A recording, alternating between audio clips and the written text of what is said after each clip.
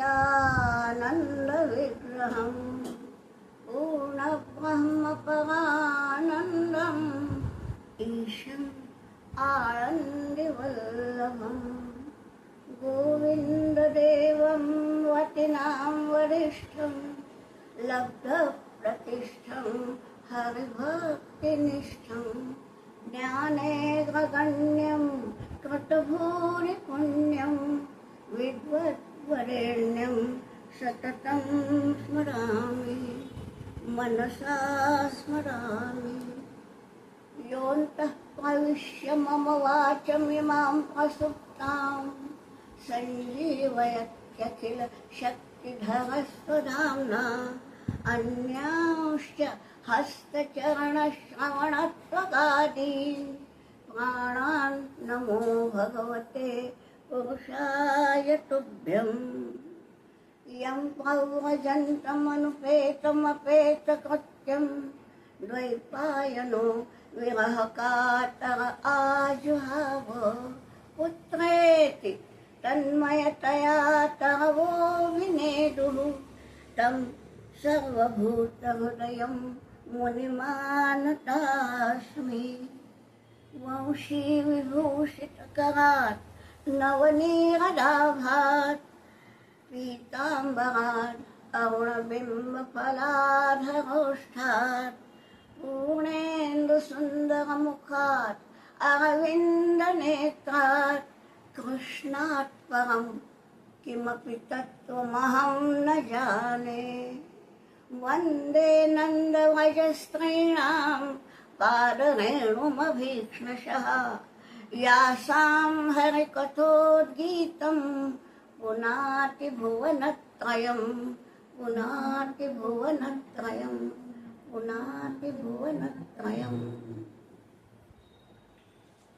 आज बड़ा ही मंगल दिन है कि आज हम परम पवित्र भागवत के प्रारंभ करने जा रहे हैं। अब ये श्रावण मास है, बड़ा विचित्र दिवस है ये। क्यों? उत्तर के लोग, उनका ये श्रावण मास का 16वां दिन है। महाराष्ट्र के लोगों का श्रावण मास का पहला दिन है और हम बीचों बीच है, बिल्कुल 16वां दिन माने महीने का बीच का दिन। तो हम जो है, और किसका चरित्र गाने जा रहे हैं हम? श्री कृष्ण का। और आपको मालूम है ना, श्री कृष्ण कैसे अष्टमी को जन्म हुआ है उनका, जन्माष्टमी। या अष्टमी भी पूरे पखवाड़े का बीच का दिन होता है।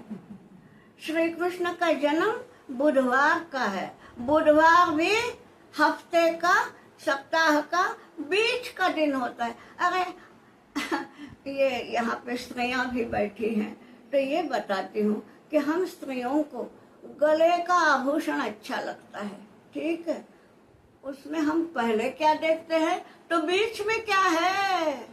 और अब हम देखने जा रहे हैं आज के शुभ दिन में उस परम पवित्र श्री कृष्ण भगवान की गाथा। अब क्या है, शुरू में क्या बोलेंगे हम?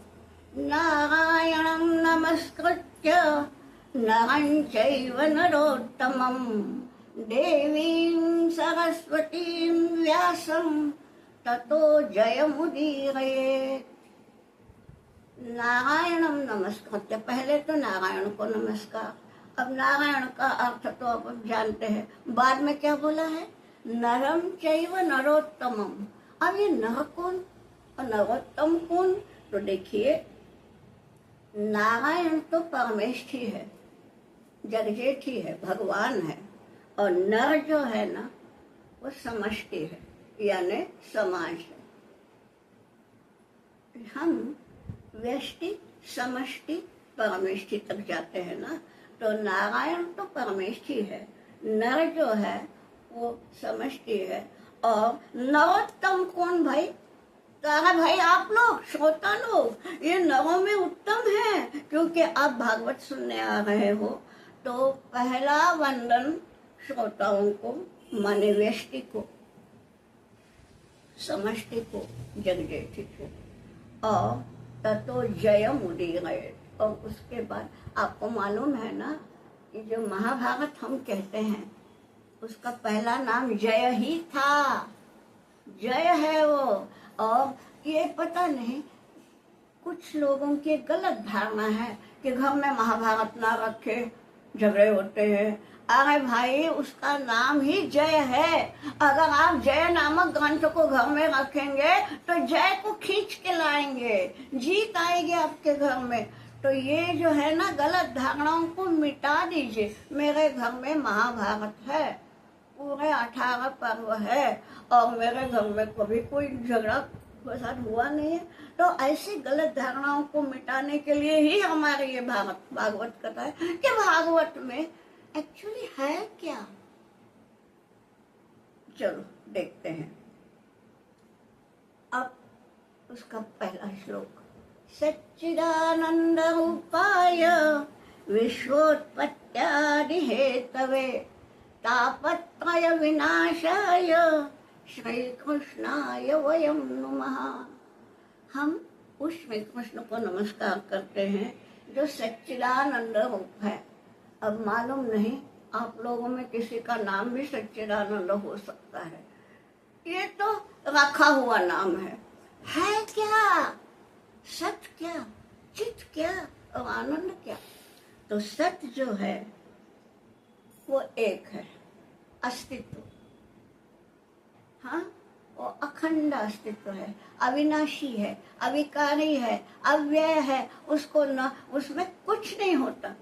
आदमी जो है ना, वो जन्म लेता है, बाद में बढ़ता है, बूढ़ा होता है, एक दिन मर जाता है। माँ ने उसके जब पैदा होता है छोटा सा होता है, बढ़ता है, उसमें बदल आते जाते हैं।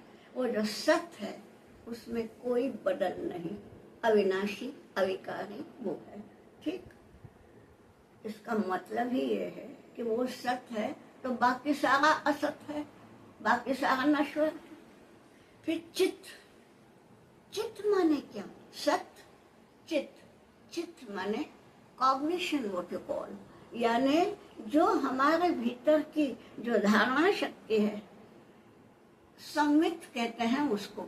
यहाँ पे वो बैठे हैं फिलॉसफी वाली, तो उन्हें पता है कि संवित क्या है। तो ये संवित यानी ये चित्त है, व्हाट यू कॉल कॉग्निशन। और ये कैसी है? परिस्थिति निरपेक्ष होती है। हम देखते हैं, यदि हमें बुखार आता है तो हम थर्मामीटर लगाते हैं ना। अब सोचिए, थर्मामीटर खुद तब तो होता है क्या? गर्म होता है? नहीं। वो यदि स्वयं गर्म होगा तो उसमें हमारा ज्वर नापने की क्षमता नहीं होगी। चित्त जो है वो ऐसी होती है संवित कि जो परिस्थिति निरपेक्ष है, उसके ऊपर किसी का कुछ भी ये नहीं होता, लेकिन चेतना है। अब सत्य और चित्त ये हर जीव में है। हमारा अस्तित्व है, हमारे भीतर चेतना है। केवल मानव प्राणी नहीं, जो भी जितने भी सजीव प्राणी हैं सब में सत्य भी है और चित्त भी है। अब पूछिए, आनंद है क्या? सच्चिदानंद, वो आनंद कहाँ है? हम सब आनंद के पीछे दौड़ते हैं जरूर है, लेकिन आनंद कितने लोगों को प्राप्त होता है? तो ये जो है वो आनंद जो है विषय जन्य नहीं। विषय जन्य बोले तो यानी हम भोग्य विषयों में आनंद ढूंढते हैं। हाँ, आज मैंने नई साड़ी खरीदी, बड़ी खुशी हुई।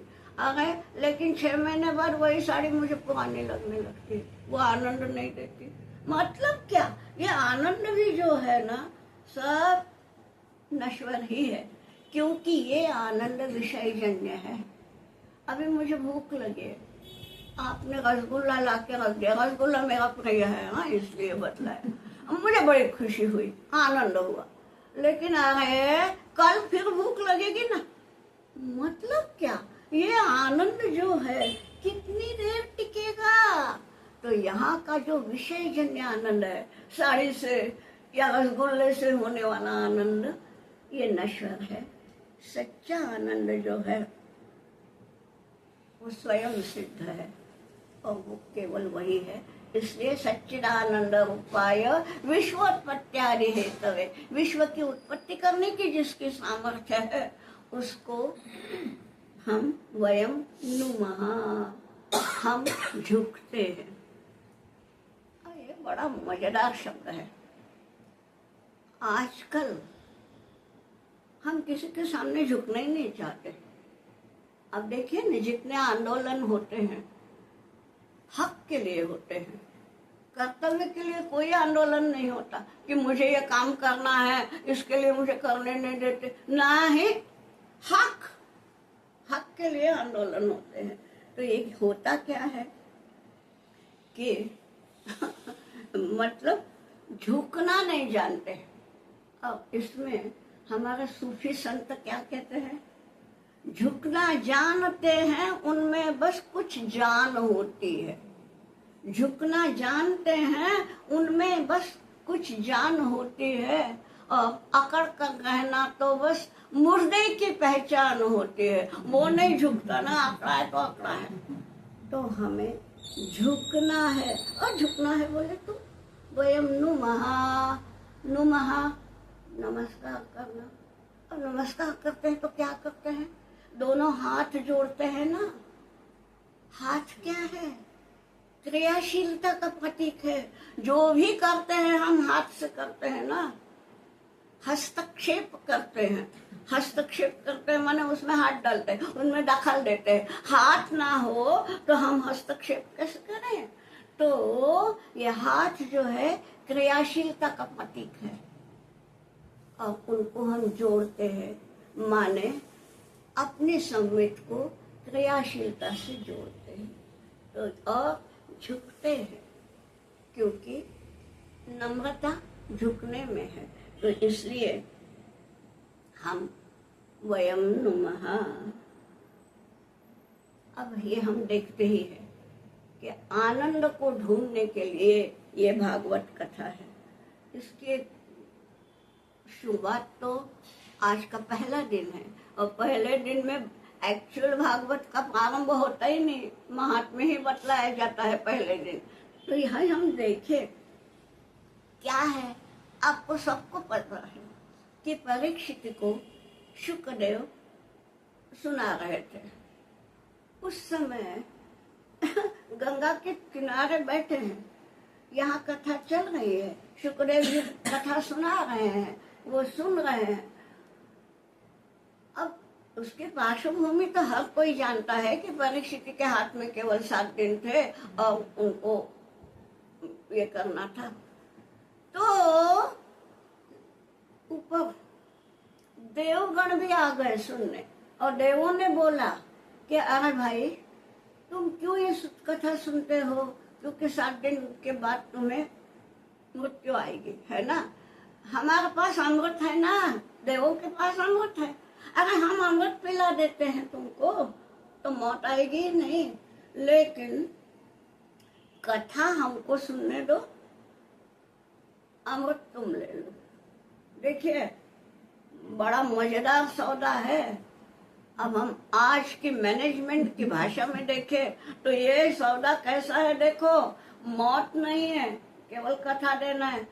पता नहीं अब आज सुनने वालों में जो यहाँ युवा पीढ़ी भी सुन रही होगी तो वो क्या सोचते हैं।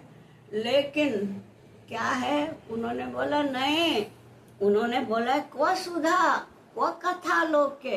अरे कहाँ तुम्हारे वो सुधा, सुधा है ना अमृत, तो कहाँ तुम्हारा अमृत और कहाँ ये कथा रूपी अमृत। और फिर क्या आगे क्या बोलते हैं कि वो काचा वो मणि महान। अरे कांच का मणि कहाँ और बड़ा रत्न हीरा कहाँ। माने ये भागवत जो है वो हीरा है, उसके सामने अमृत भी उनको केवल कांच जैसा लग रहा है। तो ऐसा ये भागवत है। अब आपको ये मालूम है कि कथा, इतना तो सभी जानते हैं, कथा कहाँ होती है, नैमिषारण्य में। क्यों भाई, नैमिषारण्य क्यों? देखिए, निमिष का अर्थ क्या? जो हम अपनी पलक झुकाते हैं, ये मिटते हैं, खोलते हैं, उसके लिए जितना समय लगता है वो है एक निमिष। नैमिषारण्य में यानी एक निमिष में। हाँ, एक बात है, हम केवल कानों से सुनेंगे तो कुछ नहीं होने वाला, लेकिन मन से सुनेंगे, दिल से सुनेंगे तो एक निमिष में सारे के सारे विकार नष्ट हो जाएंगे, अरण्यवास को चले जाएंगे। इसलिए वो नैमिषारण्य है। दूसरा भी एक अर्थ किसी विद्वान ने निकाला है। उनका कहना है कि पुराने जमाने में या आजकल के वाहन तो थे नहीं, तो बड़े लोग रथ में बैठ के आते थे, है ना। बाकी सामान्य लोग या तो पैदल जाते थे या कोई घोड़े वोड़े पे बैठ के जाते थे, इतने ही वाहन थे। रथ का जो चक्का होता है और चक्के के ऊपर जो ये होती है, क्या बोलते हैं उसको, हाँ, उसको संस्कृत में निमित्त कहते हैं। तो अगर भागवत की कथा सुनना है तो वहां निमित्त का प्रवेश नहीं। रथ में बैठ के मत आओ भाई, आना है तो पैदल आओ। इसका मतलब ये कि कुछ कष्ट उठाओ, तब भागवत कथा सुनने को मिलेगी। हम पहले जमाने में यही होता था कि जो कोई यात्रा के लिए जाता था ना, वो यात्रा समाप्त करके जब आता था तो भोजन देता था। क्यों? कि वो जीवित वापस लौटेगा, इसका कोई विश्वास नहीं रहता था। गया है वे यात्रा के लिए, क्या मालूम, फिर भी आ गया, तो खुशी में सारे गांव को भोजन दिया जाता था। वो थी यात्रा। अभी हम क्या यूं जाते हैं और यूं आते हैं, ये यात्रा नहीं है। इसको मैं तो पर्यटन बोलूंगी। हाँ भाई, पर्यटन करके आ गए। यात्रा में जो है वारकरी लोग जो करते हैं ना, वो है यात्रा, पैदल जाते हैं। कहना ये है कि जो निमित्त, रथ का निमित्त यानी ये जो रथ जो है, चक्के जो है, जहाँ चकों को प्रवेश नहीं है, भाई पैदल आ जाओ, वो है नैमिषारण्य। और निमि की पहुंच यहाँ नहीं। अब ये यदि है तो भाई यहाँ भी नैमिषारण्य हो सकता है ना। हम यदि निमिष मात्रा में, अभी तो कथा शुरू ही नहीं हुई, पर जब कथा शुरू हो जाएगी तब हमारे मन के सारे विकार यदि निमिष मात्रा में निकल जाते हैं, अगर भाई ये स्थान नैमिषारण्य ही हो जाएगा, तो नैमिषारण्य में ही कथा होती है। क्योंकि और एक बात है, जहाँ वक्ता और श्रोता दोनों श्रद्धालु हैं, हाँ, वही नैमिषारण्य होता है। देखिए, कुछ वक्ता लोग कैसे होते हैं, बोलते तो बहुत अच्छा है, उनमें ओरेटरी होती है, लेकिन पॉइंट ही नहीं होता। ऐसे होते हैं भला, और फिर बाद में हम आते बोलते अरे बहुत अच्छा बोले, लेकिन यार उन्होंने बोला क्या था, बताया क्या था, बताया क्या था, तत्व कुछ नहीं, पर हाँ बोलने की स्टाइल बड़ी अच्छी। तो ये जो है उत्तम वक्ता बोलते हैं उनको कि भाई ओरेटर है। लेकिन ऐसे जो वक्ता है ना, वो भ्रमित कर देते हैं कुछ पल्ले नहीं पड़ता। जो सही में पंडित वक्ता होता है, उसके ज्ञान में ही हम अभिभूत हो जाते हैं, वाह कितना ज्ञानी है, और बस हम उसी के आरती गाते जाते हैं, वाह बहुत अच्छा, क्या बतलाया उसकी तरफ ध्यान नहीं। तो होता ये है कि अज्ञानी वक्ता हो भ्रमित कर देगा, ज्ञानी वक्ता हो चकित कर देगा, ठीक है। और यदि श्रद्धालु वक्ता हो और श्रद्धालु श्रोता हो तो निमिष मात्र में हमारे विकार नष्ट हो जाते हैं। नैमिषारण्य वही होता है जहाँ पे वक्ता और श्रोता दोनों श्रद्धालु हैं। ऐसी ये भागवत की परंपरा है कि भागवत जहाँ बोला जाता है वहाँ नैमिषारण्य होता है। अब इसका प्रारंभ कहाँ से हुआ? तो ये है कि स्वयं भगवान ने ब्रह्मदेव को बतलाया, ब्रह्मदेव ने नारद को सुनाई, नारद ने व्यास मुनि को, व्यास मुनि ने शुकदेव को, शुकदेव ने सूत को, और सूत ने शौनक को, और बाद में ये हमारे पास आई। अब ये सूत और शौनक ये क्या है, कौन है? हमको क्या लगता है सूत माने कौन? साधारण आदमी क्या सोचता है कि कर्ण को सूत पुत्र कहते हैं।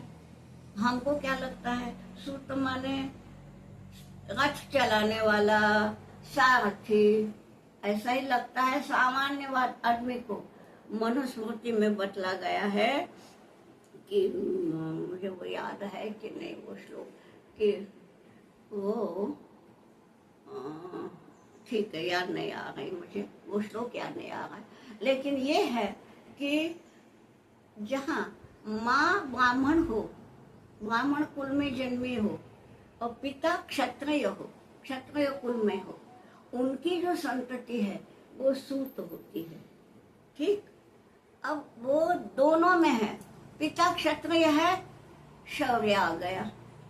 ठीक, माँ ब्राह्मण है, संस्कार आ गए। और देखिए बच्चों पे संस्कार देना पिता से भी ज्यादा माता के हाथ में है, और माँ जब ब्राह्मण है तो माँ के ब्राह्मणी संस्कार और पिता का शौर्य, ये सब इकट्ठा होता है तब सूत होता है। सूत कम नहीं होते। आपको मालूम है गीता भी उसको धृतराष्ट्र को किसने सुनाई? संजय ने। संजय कौन था? सूत ही था। ये सूत जो होते हैं क्योंकि संस्कार उनमें माँ के है ना, बचपना उनके यहाँ गया है, सब ज्ञान भी होता है और ज्ञान के साथ साथ शौर्य भी होता है। इसलिए ये अब उनसे शौनक पूछते हैं। शौनक कौन है? बहुत बड़े मुनि हैं, साधारण नहीं है। तो शौनक जो है उन्होंने ये कर दिया है,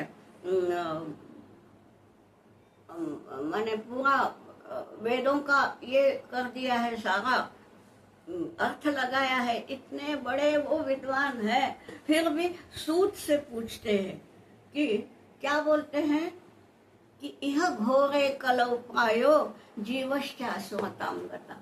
ये तब बोल रहे हैं, कलयुग का प्रारंभ है, कलयुग शुरू होके 36 साल हुए केवल, तभी वो बोल रहे हैं कि यह घोरे कलौ, घोर इस कलयुग में जीव जो है वो असुर से हो रहा है। तो इसलिए कृष्ण प्राप्ति करम शाश्वत साधनम तद वदाधुना। तो मुझे कृष्ण प्राप्ति का साधन सुनाओ। ये शौनक सूत को बोलते हैं। जब शौनक इतने बड़े हैं तो भी सूत के पास आते हैं, तो थोड़ा सा सूत के लिए भी हम बोलेंगे कि सूत भी बहुत बड़ा होता है, क्योंकि नारायण को उसने समझ लिया है। और फिर बाद में ये भागवत कथा शुरू होती है। अब इसमें ये जो है भगवान बोला जा गया है। कुछ कुछ शब्द ना शुरू के दिन, पहले दिन, इन शब्दों का अगर आकलन हो जाए तो आगे तो कथा है तो फट से समझ में आएगी। भगवान, भागवत, भगवत गीता, ये भगवत, भगवान, भागवत, भगवती, ये शब्द क्या है? भगवान है क्या? तो यहाँ जो बैठे हैं उनमें से कुछ लोग तो निश्चित रूप से जानते होंगे, षण्णाम भग इति गणा, 6 जो गुण एक साथ जिसमें होते हैं वो है भगवान या भगवती। ऐश्वर्यस्य समग्रस्य वीर्यस्य यशस्य श्रेयः ज्ञान वैराग्ययोश्चैव षण्णाम भग इति गणा। तो ऐश्वर्य माने ये नहीं, संपत्ति नहीं, मराठी भाषा जिनकी है उनको लगता है ऐश्वर्य माने संपत्ति, बिल्कुल नहीं। ईश संस्कृत का एक धातु है, ईशे इष्टे, इसका मतलब है टू कंट्रोल, नियंत्रण में रखना। और ईश माने जो कंट्रोल में रखता है, उनमें जो वर यानी बेस्ट वो है ईश्वर। और ऐश्वर्य माने कंट्रोलिंग पावर, नियंत्रण शक्ति। तो जिसमें नियंत्रण शक्ति हो, वीर्य हो माने शौर्य हो, यश हो माने कभी कभी क्या होता है, सब कुछ होते हुए भी हम लोगों को यश नहीं मिल पाता। ऐसा नहीं, उनको यश भी मिलता है, श्री मिलती है। श्री यानी श्री लक्ष्मी को बोलते हैं, पर श्री का अर्थ सौंदर्य भी है, अच्छाई भी है, शोभा भी है। देखिए, हम वनश्री कहते हैं, वनश्री माने वन की शोभा, जयश्री माने विजय का आनंद, माने जो जो अच्छा है वो श्री है। धनश्री भी है, जयश्री भी है, वनश्री भी है। तो श्री माने जो जो अच्छा है। तो ये श्री ज्ञान और वैराग्य, इतना होते हुए भी वैराग्य होता नहीं ना। हमारे पास अगर सब कुछ है तो हम में वैराग्य नहीं होगा। तो जिसमें ये सब कुछ होके वैराग्य होता है वो होता है भगवान या भगवती। और इसका आख्यान माने भागवत आख्यान है। भगवान का जो आख्यान है वो आख्यान, इसलिए उसको भागवत कहा जाता है। और इसलिए भगवान कौन है? हरि। तो चलो थोड़ी देर हम थोड़ा सा नाम संकीर्तन कर रहे, 1-2-3 मिनट। जय जय नारायण नारायण हरि हरि, जय जय नारायण नारायण हरि हरि, जय जय नारायण नारायण हरि हरि, जय जय नारायण नारायण हरि हरि, जय जय नारायण नारायण हरि हरि। हाँ, ऐसी नारायण की, हरि की कथा यानी भागवत कथा है। और ये हुआ कैसे? ये भागवत का जन्म हुआ कैसे? तो चलो हम इसके पृष्ठभूमि देखते हैं। क्या है कि बद्री वन में, विशालापुरी में एक बार सनत कुमार और नारद मुनि मिले। सनत कुमार को आप जानते हैं, 4 है वो, सनत, सनंदन, सनातन, सनत कुमार। ये 4 जो है ब्रह्मदेव के मानस पुत्र हैं। इनसे नारद मिले। नारद मुनि जो हमेशा ही प्रसन्न रहते हैं, नारायण नारायण बोलते हैं, वो कुछ उदास से दिखे। तो सनत कुमार ने पूछा, अरे भाई तुम उदास क्यों? तो उन्होंने कहा, अच्छा हुआ आपने पूछा, मैं यहाँ जो आ रहा था तो मुझे एक विचित्र दृश्य दिखा, इसलिए मैं उदास हुआ। क्या दिखा तुमको? तो उन्होंने कहा कि मुझे एक युवती रोते हुए दिखी। युवती, जवान स्त्री, ठीक है। और उसके सामने 2 बूढ़े ऐसे लेटे हुए थे, जीवित तो थे पर उनमें उठने का भी ये नहीं था, सामर्थ्य नहीं थी, उठने की शक्ति नहीं थी। दोनों बूढ़े पड़े हुए थे और उनको, उन दोनों बूढ़ों को सिर अपनी गोद में लेके वो बैठे बैठे आंसू बहा रही थी। तो मैंने उनको पूछा कि भाई आप कौन हैं? ये दोनों कौन है? आप क्यों रो रही हो? तब उस युवती ने मुझे कहा कि मैं कौन हूँ? मैं हूँ भक्ति। भक्ति को रोना पड़ रहा है। मैं रो। और तो बोले आप भक्ति है तो आप रो क्यों रही है? तो बोले ये मेरे दोनों बेटे देखो ना कैसे हो गए। तो बोले बेटे, आप युवा दिख रहे हैं और ये दोनों बूढ़े हैं, तो ये दोनों बूढ़े आपके बेटे हैं? हाँ। बोले ऐसा ही है। क्या हुआ, ये दोनों कौन है? तो बोले इसीलिए तो मैं रो रही हूँ कि मैं तो अभी जवान हूँ और मेरे दोनों बेटे बूढ़े हो गए कि उनमें उठने की ताकत नहीं है, तो मुझे रोना नहीं आएगा? मेरा ये दुख दूर हो सकता है क्या? तो नारद बोले हाँ, तुम्हारा दुख दूर करने प्रयत्न तो करूंगा, लेकिन ये दोनों बेटे कौन है? तो बोले एक है ज्ञान और एक है वैराग्य। फिर उस भक्ति ने अपना सारा इतिहास सुनाया। क्या बोलती हो? तो वो बोले मेरा जन्म कहाँ हुआ? तो बोले द्रविड़ देश में। द्रविड़ देश माने आप जानते हैं साउथ इंडिया।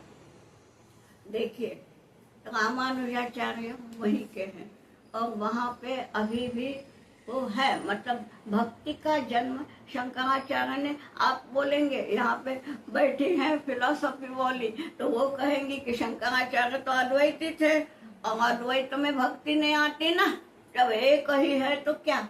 अरे भक्ति में द्वैत चाहिए कि तुम प्रभु मैं दास, द्वैत के बिना भक्ति नहीं होती।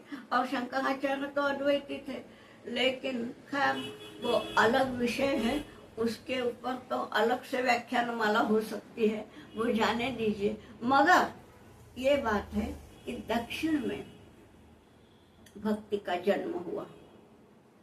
बाद में क्या हुआ? वो पली बढ़ी कहाँ? तो बोले कर्नाटक में।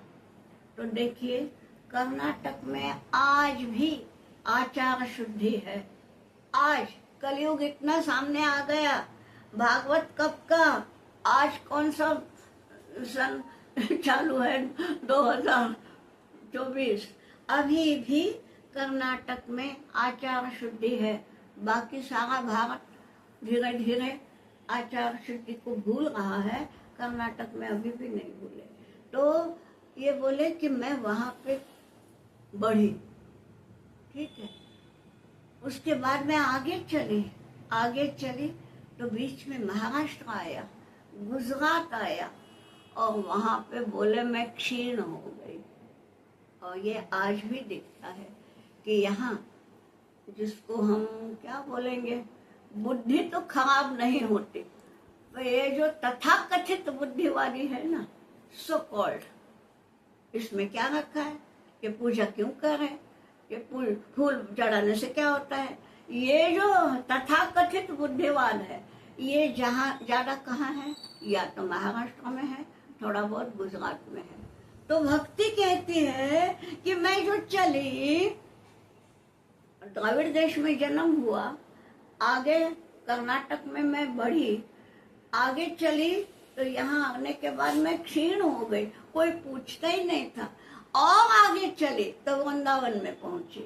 अब वृंदावन में क्या है आपको जानते हैं, सभी कोई भक्ति के रंग में डूबे हुए हैं, नाचते रहते हैं। तो बोले वहां पे मैं फिर जवान हुई, सौंदर्य की वृद्धि हुई, लेकिन ये मेरे दोनों बेटे बूढ़े हो गए। होता ये है कि जहाँ भक्ति को हम केवल नाच गाना, रासलीला, यही गरबा नृत्य, ये जब हम समझते हैं कि यही भक्ति है, तो भैया वहाँ ज्ञान कहाँ रहा, वैराग्य कहाँ रहा? अरे मेरे पहचान के लोगों की बात है, वो लड़की थी, वो पिता से बोल रही थी कि अब नवरात्र आ रहे हैं, मुझे नया ये चाहिए, गरबा खेलना है, तो मुझे नया ड्रेस चाहिए। अब भगवती देवी ये बोलती है क्या नए नए ड्रेस खरीदो? और नवरात्रों के 9 दिनों के 9 रंगों के ये करो, ये ठीक है, सौंदर्य वृद्धि तो होती है, सौंदर्य बिल्कुल खराब नहीं बात है, लेकिन सही भक्ति इसके परे है ना। तो ये भक्ति बोल रही कि मैं तो वहां जवान हो गई, लेकिन ये जो मेरे बेटे हैं ना, ज्ञान और वैराग्य, वो बूढ़े हो गए और इसलिए मैं रो रही हूँ। तो ऐसा कुछ कहो कि मेरे ये दोनों बेटे जवान हो जाए। तो सनत कुमार को नारद जो उदास दिखे वो इसलिए दिखे कि भक्ति उदास है, भक्ति हो रही है, और नारद सरीखे भक्त को ये कैसे ये होगा। इसलिए उन्होंने कहा कि नहीं, मुझे उसका दुख दूर करना है। तो उन्होंने बतला दिया, ठीक है, उसका दुख दूर करना है ना, तो तुम क्या करो। तो बोले ज्ञान यज्ञ करो। अब ज्ञान यज्ञ करो बोले तो यज्ञ शब्द आपको सबको पता है। ज्ञान यज्ञ क्या होता है? ज्ञान यज्ञ यानी भागवत का पारायण करो, और वो आनंद तट पे। अब आनंद तट कहाँ है? पूरा भूगोल का छान मारिए पुस्तक भूगोल की, कहीं आपको आनंद तट नहीं मिलेगा। अरे वो है गंगा का तट। गंगा जी जो है, गंगा मैया के तीर पे आनंद ही आनंद है, और इसलिए आनंद तट पर तुम ज्ञान यज्ञ करो। तो ये बतलाया गया है। और यहाँ पे ये बतलाया है कि वो इस क्योंकि हुआ कैसे भागवत का प्रारंभ, तो नारद ने सनत कुमारों ने नारद को भागवत पहले सुनाया, और भागवत बाद में नारद ने और जगह गंगा के तीर पे और लोगों को सुनाया, इसलिए भागवत का प्रारंभ हुआ है। ठीक है। अब बात ये है, भागवत में ही कुछ आते हैं श्लोक, और कुछ डोंगरे शास्त्र में भी बतलाया है कि भक्ति ये बूढ़ी हुई क्यों, ये क्षीण हुई क्यों, ये ऐसा हुआ क्यों। तो भागवत में क्या बोला है कि कली युग में क्षीण हो गई भक्ति। क्यों? भागवत में दिए हुए कारण हम पहले देखेंगे, बाद में डोंगरे शास्त्री का देखेंगे। भागवत में बोला है, पहली बात ये कि ब्राह्मणों में वित्तलोभ शब्द है। भागवत जी में वित्तलोभ, कि ब्राह्मण लोग बोलते हैं अच्छा तो मेरे भागवत कथा करानी है तो इतना इतना लगेगा। होता है, यजमान से बातें होती है, इतने हजार इतना कुछ लगेगा तब मैं भागवत सुनाऊंगा। यजमान उसके लिए हाँ बोलते हैं, वो होता है। भागवत तो होती है कथा, लेकिन ब्राह्मणों में ये जो वित्त लोभ है, इसके कारण भक्ति क्षीण हो गई ना। यानी ब्राह्मणों का मन कहाँ है? भक्ति में नहीं, भगवान में नहीं। उससे मुझे क्या मिलता है, कितना मिलता है उसमें। तो इसके लिए उन्होंने कहा कि कथा का सार क्षीण हो गया। कथा बतानी है, भगवान ने क्या कहा, कैसे जिया, ये बतलाना है, भगवान का संदेश सुनाना है। आपको आगे चल के पता चलेगा कि क्या क्या नहीं है इस भागवत में। पर्यावरण का संदेश है, जिसको आज हम बोलते हैं कि हाँ आज हम जगे, अरे पर्यावरण का संदेश है।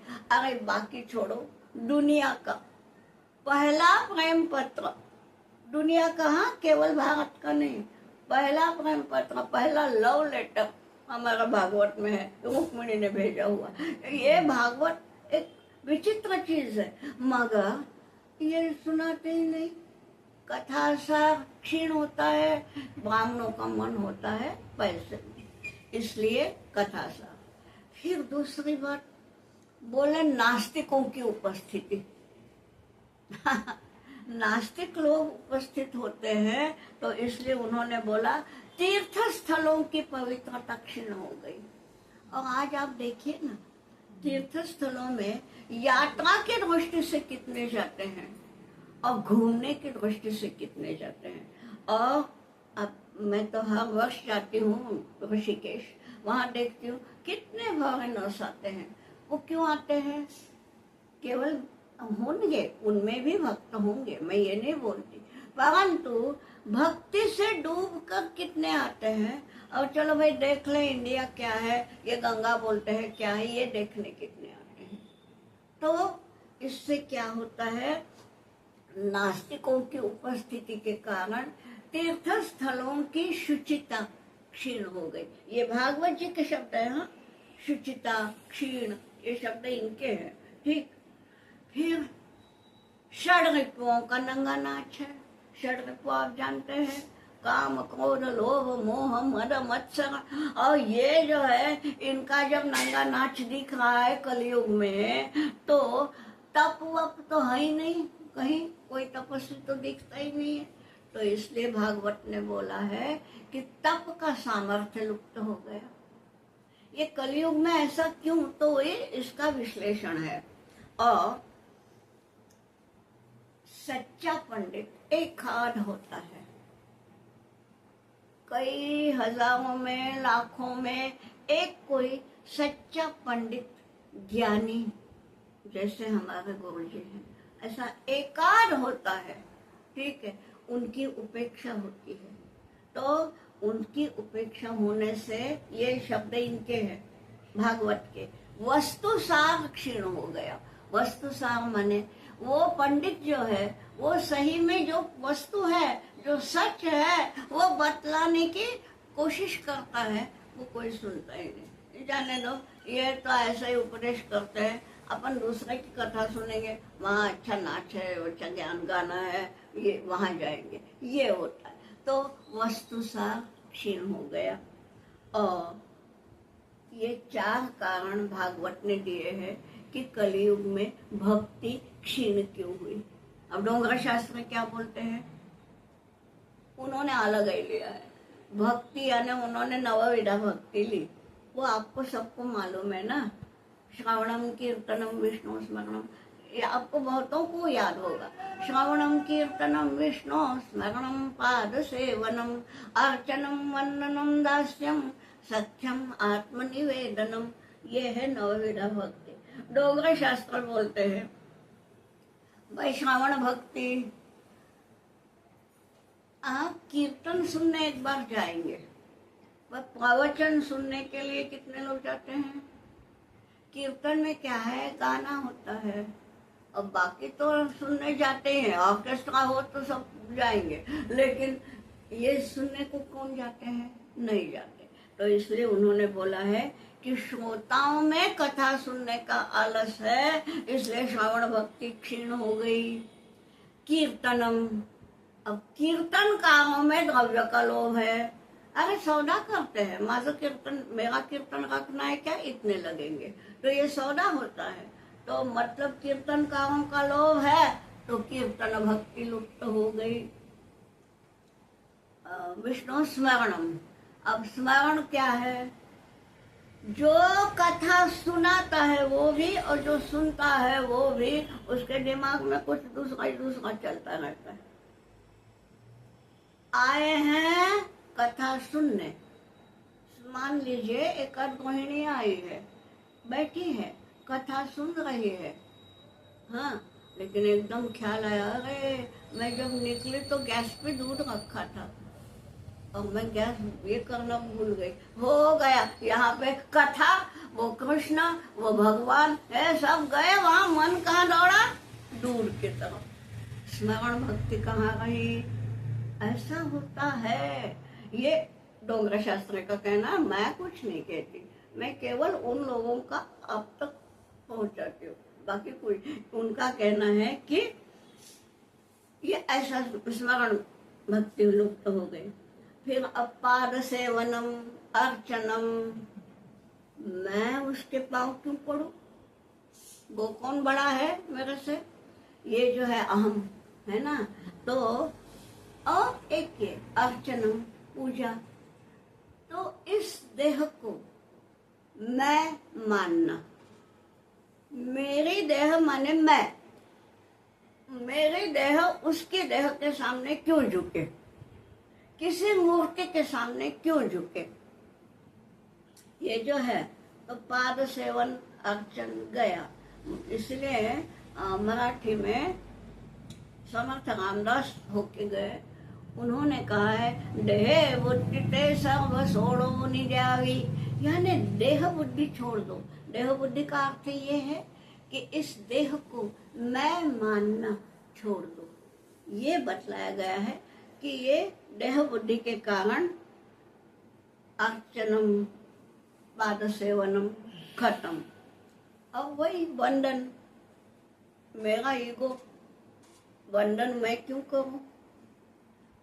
अगर भाई कोई बोलता है कि तुम आयु से छोटे हो इसलिए, तो मैं आयु से छोटा हूं तो वो बड़े हैं, तो इसमें उनका क्या है? अरे पहले पैदा हुए इसलिए बड़े हो गए क्या? पहले पैदा हुए इसलिए कोई बंधन नहीं हुए क्या? ये जो होता है ईगो, इसलिए बंधन नहीं। और दास्य भक्ति तो होती ही नहीं, क्योंकि दास्य भक्ति में सेवा करनी पड़ती है। और हम हैं सब तमोगुणी। तमोगुण क्या करता है? निद्रा आलस्य प्रमादोत्थम। निद्रा आलस्य अप्रमाद, माने हमको क्या चाहिए? बस हम टांगे पसार के लेटे रहें, आराम करें। ये जो है ये है तमोगुण। अब तमोगुण के कारण दास्य तो होता नहीं। किसी का दास्य करना माने अपने देह को कष्ट देना, वो तो होना नहीं है। तो दास्य भक्ति नहीं। और सख्य भक्ति भी नहीं हो सकती अर्जुन सरी की, क्योंकि तथाकथित बुद्धिवाद। बात ये है, इसलिए उन्होंने बोला कि ये सब जब ये 8 बतलाया, 9वीं अंतिम है आत्मनिवेदन। आत्मनिवेदन का अर्थ क्या है? अंतिम जो है आत्मनिवेदनम। आत्मा यानी आत्मा को भी, सोल को भी आत्मा कहते हैं, सेल्फ को भी आत्मा कहते हैं। मैं स्वयं, ठीक? तो स्वयं को नैवेद्य के रूप में देना, वो है आत्मनिवेदन। खुद की बलि चढ़ाना, खुद को अर्पित करना, तो ये तो हो ही नहीं सकता। जहाँ ईगो है, जहाँ ये है, तो इसलिए आत्मनिवेदन है ही नहीं। तो इसलिए डोंगरा शास्त्र कहते हैं कि कली युग में भक्ति जो है वो इसके कारण क्षीण हो गई, बूढ़ी हो गई। ठीक है, तो इसलिए हमको ये सब अगर इसके ऊपर चढ़ना है तो भागवत सुनना है। ये किसने बोला है? नारद ने बोला है कि आनंद के तीर्थ पर चलो, मतलब आनंद तट पर, माने गंगा तीर्थ पे चलो। ठीक है, तो आनंद वन चलेंगे। और ये जो डोंगरा शास्त्र ने कहा है, इसके लिए हमको धुंधुकारी की कथा सुनना है, वो भी सुनेंगे।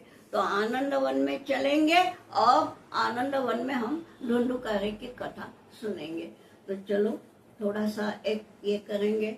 श्री कृष्ण गोविंद हरे मुरारे, हे नाथ नारायण वासुदेव। श्री कृष्ण गोविंद हरे मुरारे, हे नाथ नारायण वासुदेव। श्री कृष्ण गोविंद हरे मुरारे, हे नाथ नारायण वासुदेव, हे नाथ नारायण वासुदेव। तो चलो अब हम आ गए हैं आनंद वन में। अब आनंद वन में एक छोटी सी कथा हम सुनाते हैं। हम यानी कौन? ये कथा आई है पद्म पुराण में। ये अभी हम क्यों भागवत छोड़ते हुए एकदम पद्म पुराण पे क्यों गए हम? इसलिए कि पद्म पुराण में भागवत का महात्म्य लिखा है और उसमें ये है। लोग वाग इसको बोलते हैं धुंधुकारी की कथा, मैं इसको कहती हूँ ये आत्मदेव की कथा है। क्यों? अब ये आत्मदेव एक ब्राह्मण है, उसकी पत्नी का नाम है धुंधुली। उसी की कथा है। आगे उनको जो होता है वो धुंधुकारी के, और वो लोगों को उसका ही आकर्षण है तो लोग उसको धुंधुकारी की कथा बोलते हैं। भागवत में उसको आत्मदेव कथा बोला है। क्या है ये? कहाँ रहते हैं भाई? ये तुंगभद्रा नदी के किनारे। अब ये तुंगभद्रा क्यों? तुंग माने क्या? उत्तुंग, ऊंचा, श्रेष्ठ, हाँ, अधिक, उसको तुंग बोलते हैं। और भद्र माने क्या? अच्छाई। तो जहाँ अधिक अच्छाई हो सके वो ऐसा स्थान कौन सा है? तो वो है नरदेह। देखिए, अनेक योनियां हैं, चींटी से लेके हाथी तक, लेकिन उन योनियों को मोक्ष नहीं मिलता। मोक्ष मिलेगा तो केवल और केवल मानव को। इसलिए ये तुंगभद्रा नदी है, और वहां पे तुंगभद्रा नदी बोले तो ये मानव देह, और उसमें आत्मदेव रहता है, माने आत्मा यानी जीव, ठीक। और उसकी पत्नी है धुंधुली। अब ये नाम भी सब प्रतीकात्मक है, मेटाफोरिकल, यानी आत्मदेव यानी आत्मा ही है, जीवात्मा। और धुंधुली यानी, अब धुंधुली नाम क्यों है? ये नाम तो कोई बाकी पूरे संस्कृत साहित्य में कहीं नहीं मिलता। ये धुंधुली यानी धुंधला कर देने वाली बुद्धि, यानी तर्क शक्ति नहीं, कुतर्क शक्ति। ऐसे विचित्र विचित्र तर्क करना वो है कुतर्क बुद्धि। यानी जिसको हम कहेंगे व्हाट यू कॉल डायलेमा, ये कहूं कि नहीं कहूं, नहीं कहूं, कुछ नहीं समझ में आता, वो है धुंधुली। कहीं पे भी पहुंचना ही नहीं निष्कर्ष पे, वो है धुंधुली। और यह आत्मदेव की पत्नी धुंधुली है, माने क्या? इस नरदेह में तुंगभद्रा नदी के किनारे वो आत्मदेव रहता है, हाँ, माने जीवात्मा रहता है, और जीवात्मा का संग हुआ है धुंधुली से, माने उसकी ये ऐसी बुद्धि है। देखिए ना, आदमी ना 3 प्रकार के होते हैं। कुछ देहवादी, देहवादी यानी मेरे देह को आनंद चाहिए, मुझे आराम चाहिए, मुझे सुख चाहिए, मुझे धन चाहिए, ये सोचने वाले देहवादी, ठीक। कुछ होते हैं संदेहवादी, ये कहूँ या नहीं कहूँ, ये अच्छा है या नहीं है, तो वो संदेहवादी। और लाखों में एकाध होता है विदेहवादी, जो सबके ऊपर चला जाता है। और ये है साधारण आदमी, ये आत्मदेव। तो ये साधारण आदमी है तो भैया संदेहवादी है, इसलिए उसका विवाह धुंधुली के साथ हुआ है, ठीक है। अब इनको नहीं है संतान। देखिए, जहाँ कुतर्क बुद्धि होगी, जीवात्मा और कुतर्क बुद्धि का जहाँ मिलन होगा, वहां पर कोई संतान नहीं होती, कोई निष्कर्ष नहीं आता, है ना। तो इनको संतान नहीं है। तो एक दिन ये होता है कि ब्राह्मण दुखी है निसंतान होने से।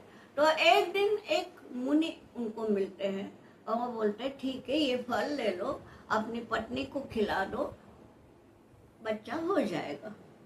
तो बड़ा खुश होता है और वो फल लेके घर आता है और पत्नी को बोलता है कि ये ऐसा ऐसा है। अब ये पत्नी कैसी है देखिए, वो बोलती है, ठीक है, ये फल मैंने अगर खाया तो मैं गर्भवती हो जाऊंगी, क्योंकि बतलाया है। अब गर्भवती हो जाऊंगी तो मेरा पेट फूलेगा, मैं आज जो सुंदर दिखती हूँ वैसा नहीं, मेरा शरीर बेडौल हो जाएगा, मैं सुंदर नहीं दिखूंगी। और बाद में बच्चा होएगा, उसका पालन पोषण करना पड़ेगा और उसका सब कुछ करना पड़ता है, सेवा करनी पड़ती है ना, तो वो सब कष्ट उठाना पड़ेगा। तो अभी अच्छा है ना, लेकिन अब क्या करूं, ये फल जो है पति ने दिया है, अब खाना तो चाहिए। उतने में उससे मिलने आती है उसकी बहन। बहन गर्भवती है, उसके पहले बच्चे हैं, उसके साथ बातचीत होती है। वो बोलती है, तुम ऐसा करो, तुम बहाना करो कि तुम गर्भवती, बहन बोल रही है धुंधुली को कि तुम बहाना करो कि तुम गर्भवती हो और तुमको बहुत कष्ट हो रहा है, उल्टी आ रही है और मैं तुमको अपने घर नहीं जाती हूँ आराम के लिए, और बाद में मेरा जो बच्चा होगा वो तुम ले आओ, मेरा बहुत बच्चे हैं और तुम ले आओ, पति को बता दो कि ये तुम्हारा बच्चा है, ठीक है। अब ऐसा सब हुआ, लेकिन फल का क्या करें, फल दिया है ना, तो वो अपने गाँव, पहले जमाने में हर घर में ये होता ही था, गाय गाय रहती थी तो गाय को खिला दिया, फल गाय ने खा लिया और ये सब नाटक हो गया, ठीक है। हो गए 9 महीने, उसके बाद बहन का बच्चा लेके ये आ गई, ठीक है। वही है धुंधुकारी, लोग बाग बोलते हैं धुंधुकारी की कथा, तो वो है आत्मदेव की कथा सही में, तो वो है। यहाँ गाय ने भी बच्चा दिया, अब गाय का बच्चा कैसा है, पूरा देह मानव का, बस कान उसके गाय के, इसलिए उसका नाम पड़ा गोकर्ण, गो जैसे कर्ण है जिसके, ठीक है। और आ गया, अब धीरे धीरे ये धुंधुकारी बड़ा होता गया, मगर उसके ऊपर क्या संस्कार होंगे सोचो। माँ ऐसी है कि केवल मेरी सुंदरता बिगड़ेगी करके मातृत्व छोड़ रही है, मातृत्व का आनंद क्या है ये यहाँ पे बैठी हो माता है, सब समझ सकती है, तो उस बड़े आनंद को क्यों छोड़ा, नहीं मेरा सौंदर्य बिगड़ जाएगा, ठीक। तो ऐसी माँ के संस्कार, ये माँ तो है नहीं पर ठीक है माँ के समान है, तो भोगवादी, तो ये भी पक्का भोगवादी बन गया धुंधुकारी, इसमें कोई ताज्जुब नहीं। और वहां पे गाय ने जो बछड़ा नहीं बच्चा ही दिया, तो वो जो था वो तो उस फल का था जो मुनि ने दिए, वो फल, उसके कारण उसका पूर्ण अच्छा सब था। अब ब्राह्मण को ये लगा आत्मदेव को कि भाई मेरा बेटा तो पढ़ता नहीं, ये पढ़ रहा है, तो चलो इसको ही हम गोकुल भेजे, उसको गोकुल भेज दिया, गोकर्ण को। इसको बोल रहे हैं लेकिन ये पढ़ने को तैयार ही नहीं है। और धीरे धीरे क्या हुआ, जवान हुआ, जो जो नहीं चाहिए वो सारे व्यसन लग गए, और बाद में क्या हुआ देखिए, ये पिता बेचारा माने निराश होके वानप्रस्थ को चला गया, वनवास में चला गया। अब माँ है, माँ को भी एक दिन एक बेटे ने मार डाला, हाँ। अब घर में रहा, अब वहां पे बतलाया गया है धुंधुकारी, अब धुंधुकारी की कथा शुरू होती है। आत्मदेव तो चला गया वन में, धुंधुकारी की कथा तो 5 वेश्याओं के साथ रहता था, ठीक है। अब वो वेश्याएं हैं, उन्होंने सोचा कि अरे इसके पास तो इतनी सारी संपत्ति है, मगर ये है, तब तक हम क्या करें, और वेश्या कभी एक पुरुष के होके रह नहीं सकती, तो ये क्या है, चलो 5 ने मिलके सोचा इसको मार डालेंगे और इसकी संपत्ति बांट बूट के हम संपत्त हो जाएंगे। वैसा ही हुआ। अब वो बेचारा गोकर्ण है वहां पे गोकुल में, अब गोकर्ण जब आया तो क्या है, वो है अपना, उनका घर तो है पर घर में कोई है ही नहीं, कोई नहीं है, क्योंकि पिताजी चले गए वनवास, माँ को तो मार डाला लड़के ने और लड़के को मार डाला वेश्याओं ने, मतलब न वहाँ धुंधुकारी है, न वहाँ धुंधुली है, न वहाँ आत्मदेव है। तो भी गोकर्ण वहां रहा, रात को सोया तो उसको वो दिखा धुंधुकारी, तो बोला मैं प्रेत योनि में गया हूँ, क्योंकि मेरे इच्छाएं अधूरी रह गई। वो 5 वेश्याओं के साथ रहता था, ये बतलाया था कि शव हस्ते न भोजनम, वो भोजन करता था शव हस्ते न, शव आप जानते हैं मुर्दा, इसका मतलब कि वो ऐसे हाथों से भोजन करता था कि जिन हाथों ने कभी दान दिया ही नहीं। शव कुछ नहीं करता ना हाथ से, तो निष्क्रिय हाथों से भोजन करता था। और 5 विषय माने 5 इंद्रियों के विषय, रूप रस गंध स्पर्श वगैरह वगैरह। तो ये 5 विषयों में ही डूबा हुआ। तो बोले मुझे मुक्ति नहीं मिलती, न मुझे दूसरा जन्म मिल रहा है, न योनि मिल रही है, मैं यूं ही भटक रहा हूँ, तो भैया मुझे छुड़ाओ। तो बोले ठीक है देखता हूँ। और ये बाद में उसने सोचा कि अब कैसे मुक्ति मिलेगी, तो उसने फिर भागवत की कथा शुरू की। और कहते हैं कि जहाँ जहाँ भागवत होता है वहाँ वहाँ जो जजमान होते हैं ना, वो एक बांस गाड़ देते हैं जिसमें 7 ये होती है, क्या बोलते हैं, 7 संधियां ये होती हैं, और सप्ताह भर चलती है कथा। तो ऐसा कहते हैं कि बांस वहां पे गाड़ दिया। क्यों? क्योंकि कथा सुनने इसको आना है धुंधुकारे को, पर वो आवे कैसे? उसको देह नहीं है ना, कथा तो सुननी है, देह नहीं है, आवे कैसे?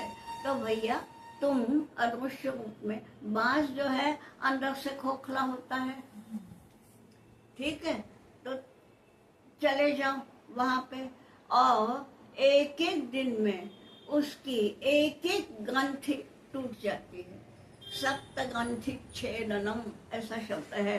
तो ये 7 ग्रंथियां टूट जाती है। ये 7 ग्रंथियां माने क्या क्या है? ये षड्रिपु, काम क्रोध लोभ मोह मद मत्सर, ये 6, और एक ईगो,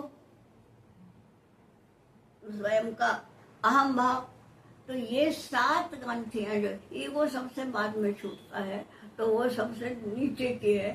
तो ऐसा बोलते हैं कि 7 दिन जो कथा होती है, तो वो जो बांस गाड़ा हुआ है उसका एक एक ये टूटता है, ठीक है। तो इस प्रकार से यहाँ बोला गया है कि जड़स्य शुष्क वंशस्य यत्र ग्रंथि विभेदनम चित्रम किमु तदा चित्त ग्रंथि भेद कथाश्रयात्। कि ये जो जड़ है, बांस जड़ है माने निर्जीव है, जब उसकी गांठें टूटती है तो भैया हम भागवत सुनेंगे तो हमारे चित्त की अविद्या ग्रंथि नहीं टूटेगी क्या? बिल्कुल टूटेगी।